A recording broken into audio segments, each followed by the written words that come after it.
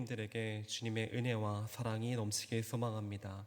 또한 빛의 자녀다운 모습으로 살아가시고 먼 훗날에 주님께 칭찬받는 성도님들 되시기를 주님의 이름으로 간절히 소망합니다. 오늘 본문 말씀은 고린도 후서 말씀입니다. 오늘 제가 특별히 고린도 후서 말씀을 함께 나누고자 하는 이유는 이 당시 고린도 교회가 겪고 있던 상황이 지금 우리가 살아가고 있는 이 세상과 매우 비슷하기 때문입니다.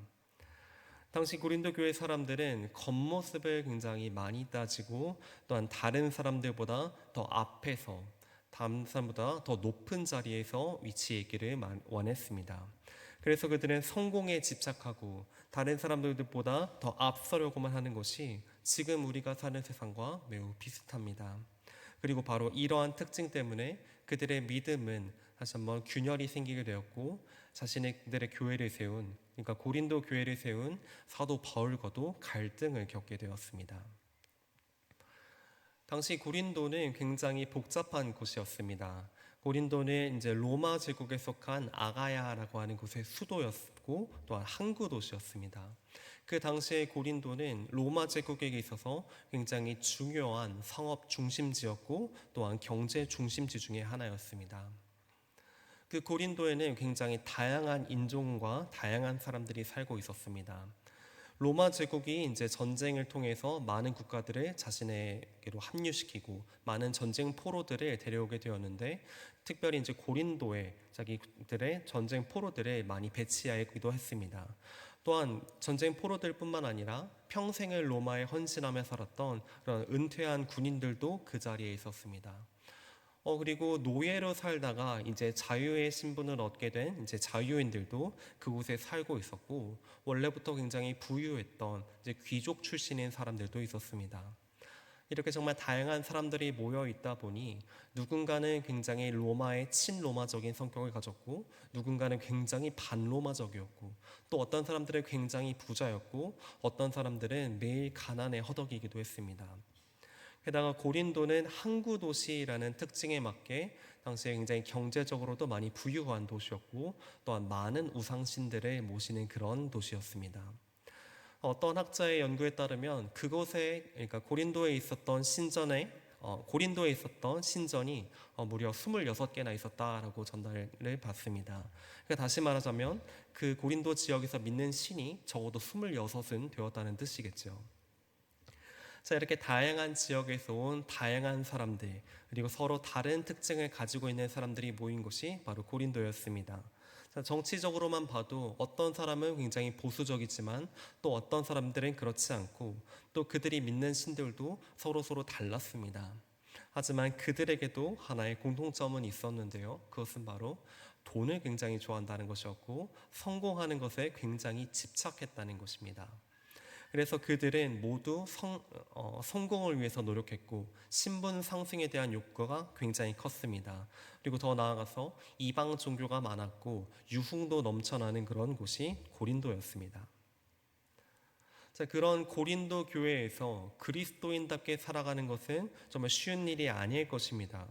어쩌면 그들도 고린도 교회 사람들도 세상의 기준에 맞춰서 예수님을 이해했을지도 모르겠습니다. 그래서 예수님께서는 나를 위해서 십자가를 지신 분, 우리를 구해 주신 그런 구세주라기보다는 어쩌면 자신들의 성공과 부와 명예를 안겨다 줄 그런 신 정도로 생각했을지도 모릅니다. 그들이 원하는 것은 다른 사람들 앞에서 좀 더 떳떳하게 사는 것이었고 남들보다 더 잘나게 사는 것이었고 누가 봐도 성공한 사람 같이 사는 것이었습니다. 그래서 고린도 전서에서도 이러한 문제 때문에 교회에 큰 분열이 생기기도 했습니다. 자신들의 성공에 집착하다 보니까 자신의 속한 그런 소속에 굉장히 중요하게 따지게 되었고, 그래서 가령 자신은 아볼로파다, 나는 게바파다, 이런 식으로 자신의 출신을 굉장히 따졌습니다. 그리고 자신들이 하나님께 받은 은사가 가장 좋은 것이다 라고 서로 뽐내면서 서로 분열하는 일들도 고린도 교회에서는 있었던 일입니다. 자, 그리고 이제 고린도 후서에서는 이제 자신들에게 하나님의 복음을 전파해 준 사도 바울에게조차도 자신들의 기준으로 평가를 하기 시작했습니다. 사도행전 말씀에 따르면 고린도 교회는 사도 바울이 이제 선교 여행 중에 세운 교회입니다.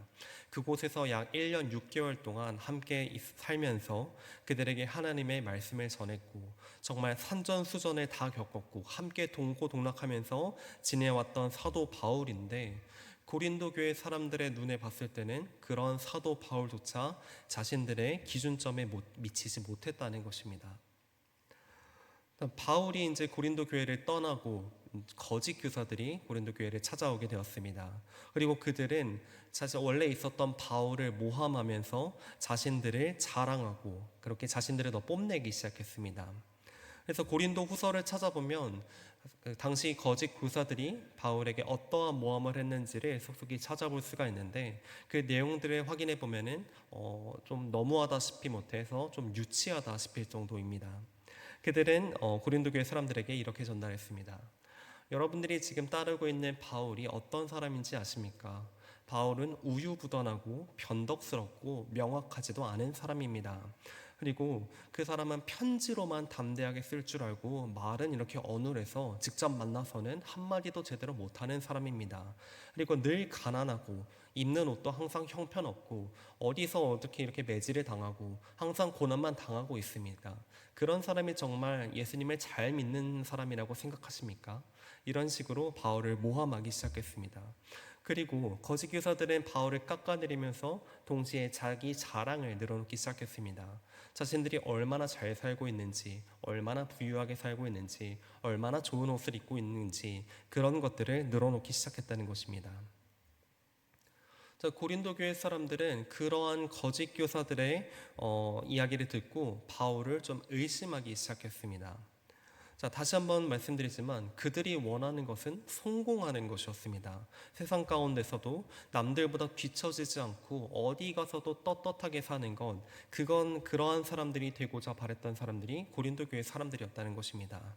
하지만 사도 바울의 모습은 그들이 생각하는 모습, 그들이 꿈꾸는 모습과는 전혀 다른 모습으로 살고 있었습니다. 바울은 항상 고생길을 걸었고 항상 수없이 많은 매질을 당했고 죽을 고비도 여러 번 넘긴 사람이었기 때문입니다. 고린도 교회 사람들은 바울처럼 살고 싶지 않았습니다. 그들은 예수님을 믿는다면 모름지기 풍성한 은혜를 매일 누리면서 살아야 한다라고 생각했습니다. 그들이 생각한 풍성한 은혜라면 당연히 부와 명예와 성공 같은 그들이 꿈꾸고 바라는 것이었고 세상의 기준에서도 아주 적합한 것들이었습니다. 그들의 생각으로서는 예수님을 잘 믿으면 잘 믿을수록 자신들의 성공에 더 가까워질 거라고 생각했습니다. 그리고 자신들이 예수님을 향한 믿음이 더욱더 빛날수록 자신들의 삶 또한 더욱더 빛날 것이라고 생각했습니다. 하지만 그들의 지도자였던 사도 바울은 그들의 기대와는 전혀 다른 모습으로 살았습니다. 항상 가난했고 언제나 고난길을 걸어왔기 때문에 자신들은 나는 적어도 저런 사람처럼 되고 싶지 않아 라는 생각에 빠지게 되었다는 것입니다. 또한 거짓 교사들의 모습은 오히려 자신들이 바라는 모습이었습니다. 좋은 옷을 입고 성공하고 사회적으로도 인정받는 사람, 그들이 꿈꾸는 모습은 바로 그래와 있기 때문입니다. 그래서 고린도 교회 사람들은 예수 잘 믿는 사람들은 저런 모습이어야지, 저러니까 예수님 잘 믿어서 복 받은 거구나, 은혜 받은 거구나, 나도 저렇게 되고 싶다, 이런 식으로만 생각했다는 것입니다. 여러 사람에게 인정받고 어디 가서도 사람들에게 내세움을 받을 수 있는 사람, 고린도 교회 사람들은 그러한 사람을 꿈꿨기 때문에 자신들의 교회를 개척한 사도 바울조차 의심하고 그의 사도의 권위를 무시하기 시작했다는 것입니다.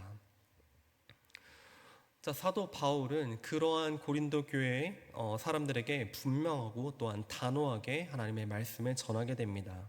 성공에 대해서 집착하면서 어떻게든 자기 자신을 더 자랑하려고 하는 그런 고린도 교회 사람들에게 이렇게 말씀하고 있는 것입니다. 우리 본문 말씀 17절 말씀 함께 읽도록 하겠습니다.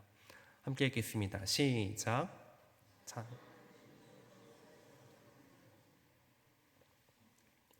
아멘. 자랑하려는 자는 주 안에서 자랑할지니라. 이 표현을 우리 이제 헬라어 성경, 원어 성경에서 보면은 이러한 의미가 담겨져 있습니다. 자랑하려는 사람은 주님을 자랑하시기 바랍니다. 이런 의미로 사용되는 표현입니다. 다시 말하자면 세상 사람들처럼 자기 자신을 자랑하는 것이 아니라 주님을 자랑하는 사람이 되어야 한다는 것입니다. 어떻게 해서든 다른 사람들보다 더 앞서고 싶어 하고 다른 사람들에게 부러움을 살 만한 그런 인생을 살아가고 싶었던 그런 고린도 교회 사람들은 자기 자신을 자랑하면서 살아왔습니다. 작은 것이라 할지라도, 그것이 정말 작고 하찮은 것이라 할지라도 그것을 어떻게든 크게 부풀려서 다른 사람들 앞에서 좀 더 콧대 높은 모습으로 살아가려고 했다는 것입니다. 그러다 보니 그들은 분수에 넘는 자랑까지도, 하나님께 받은 것이 아니라 그것을 넘어서는 것까지도, 그런 자랑까지도 서슴없이 하곤 했습니다. 사도 바울은 이러한 고린도 교회 사람들의 모습을 비판하면서 자랑하려는 사람은 자기 자신이 아니라 오직 우리 안에 계신 주님 한 분만을 자랑하는 사람이 되어야 한다고 말씀하고 있는 것입니다.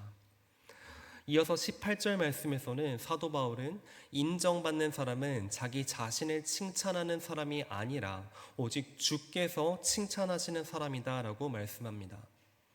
성공의 집착에 사로잡혀서 자기 자신을 높이려고 하는 사람이 아니라, 자기 자신을 인정하고 다른 사람들에게부터 인정받는 사람이 아니라 하나님께 인정받는 사람, 하나님께 칭찬받는 사람이 옳다고 말씀하고 있는 것입니다. 고린도 교회 사람들은 정말 다른 사람에게 인정받는 것이 그들에게 큰 꿈이었습니다. 남들보다 더 부자가 되고 싶어 했고 남들보다 더 높은 명예를 추구했습니다. 그들이 예수님을 믿는 이유도 어쩌면 그들의 성공을 위함이었습니다. 그리고 그들의 마음속에서 예수님은 언제나 자기 자신을 성공의 길로 인도하시는 분, 언제나 나를 더 좋은 길로 인도하시고 내 인생을 더 빛나게 하시는 분, 그들이 생각하는 예수님은 딱 그 정도였다는 것입니다. 그리고 그 기준과 다르게 사는 사도 바울을, 정말 십자가의 길을 걷고 온전히 하나님의 말씀대로 살아가는 그런 사도 바울을 가짜라고 의심했다는 것입니다. 왜 예수님을 믿는데 바울 당신처럼 우리가 고생길을 걸어야 합니까? 왜 예수님을 믿는데 나 지금 믿는 것도 이렇게 힘들고 믿고 있는데 왜 앞으로의 삶도 그렇게 고난의 길이어야 합니까?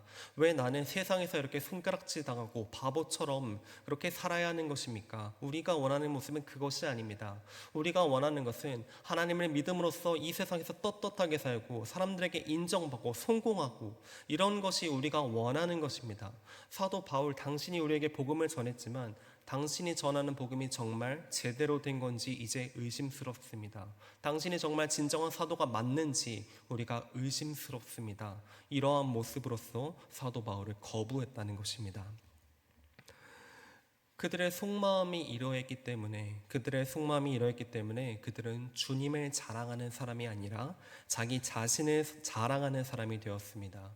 또한 주님께 인정받는 것을 추구하지 않고 자기 자신을 내세우면서 다른 사람에게 인정받는 사람이 되고자 노력했습니다.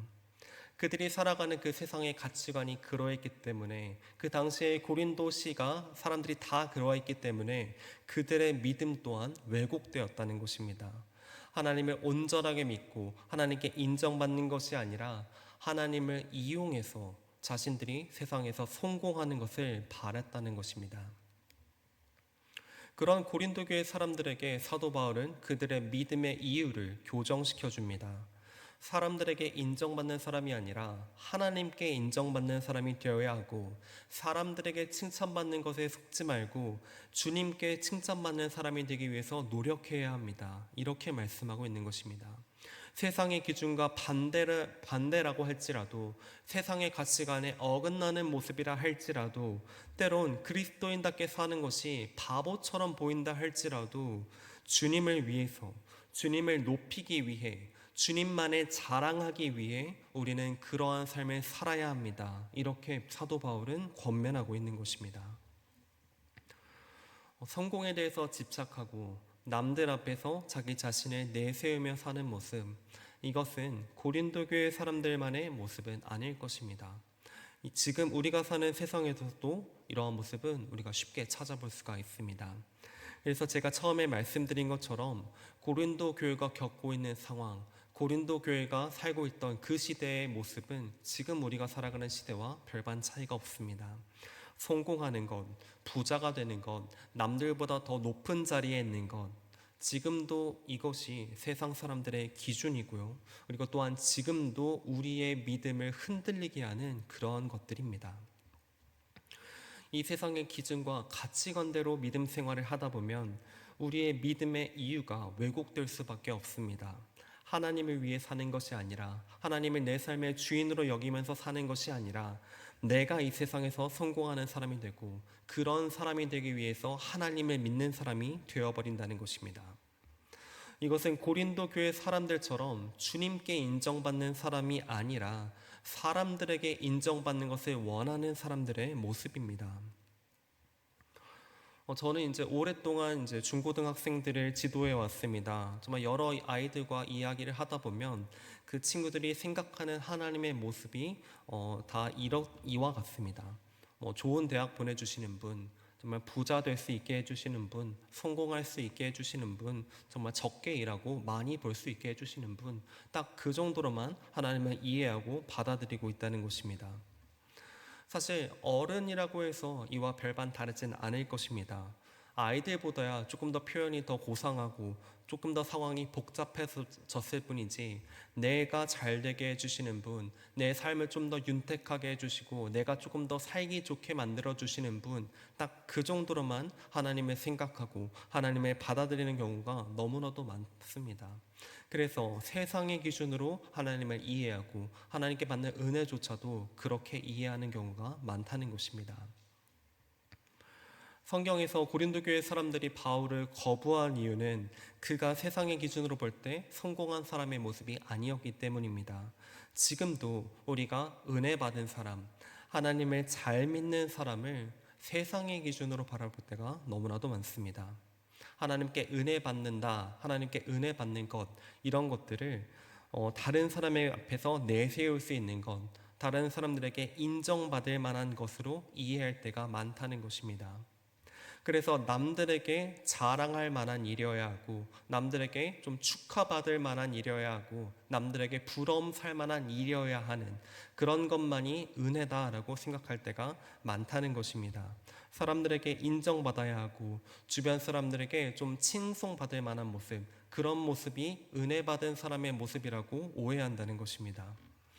하나님을 통해서 우리가 높아지고 하나님을 통해서 내가 영광 받는 모습이 은혜 받은 사람의 모습이라고 오해한다는 것입니다. 이것은 하나님을 내 삶의 주인으로 모시는 것이 아니라 내가 내 삶의 주인이 되는 모습입니다. 또한 하나님의 말씀에 순종하는 것이 아니라 내 뜻과 내 마음대로 살기 위해서 하나님을 이용하는 사람의 모습입니다. 하지만 그리스도인이 취해야 될 모습, 우리가 진정으로 추구하고 진정으로 따라야 할 모습은 세상의 기준과는 전혀 다른 모습입니다. 고린도후서 12장 10절 말씀에서 사도 바울은 이렇게 고백하고 있습니다. 함께 고린도후서 12장 10절 말씀 함께 읽도록 하겠습니다. 시작. 그러므로 내가 그리스도를 위하여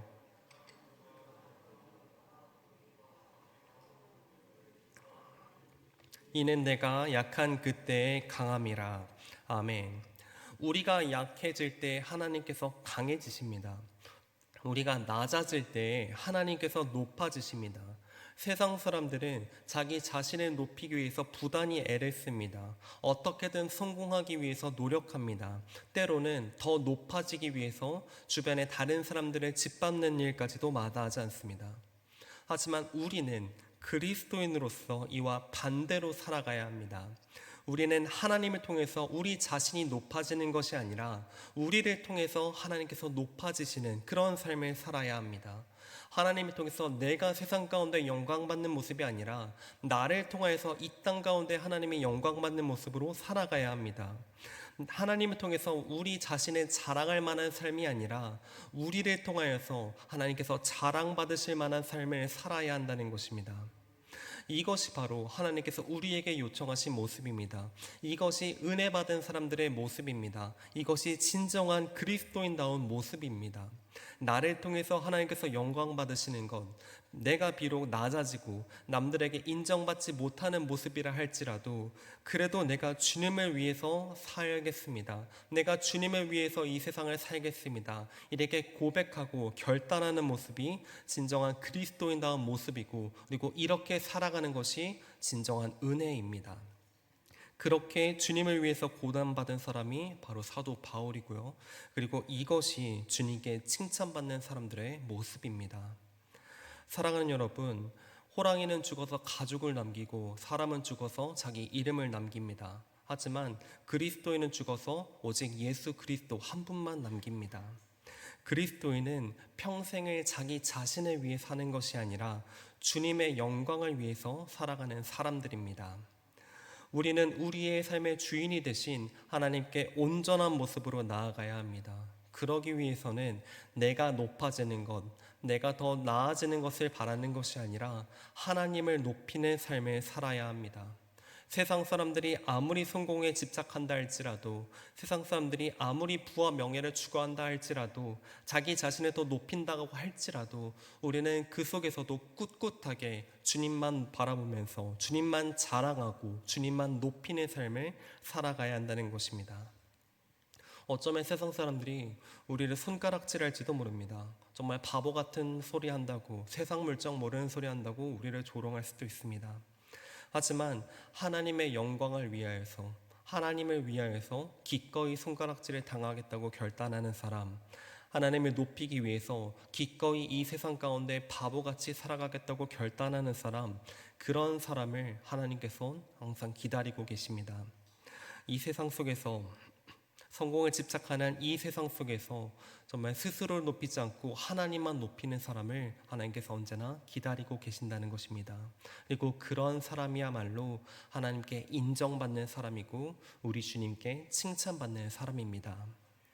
사도 바울처럼 세상의 기준이 아니라 하나님의 기준에 부합한 사람으로 살아가시길 소망합니다.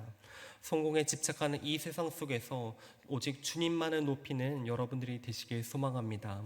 그리하여서 먼 훗날에 하나님께 정말 잘했다고 칭찬받는, 하나님께로부터 인정받는 그런 사람이 되는 저와 여러분이 되시기를 우리 주님의 이름으로 간절히 소망합니다.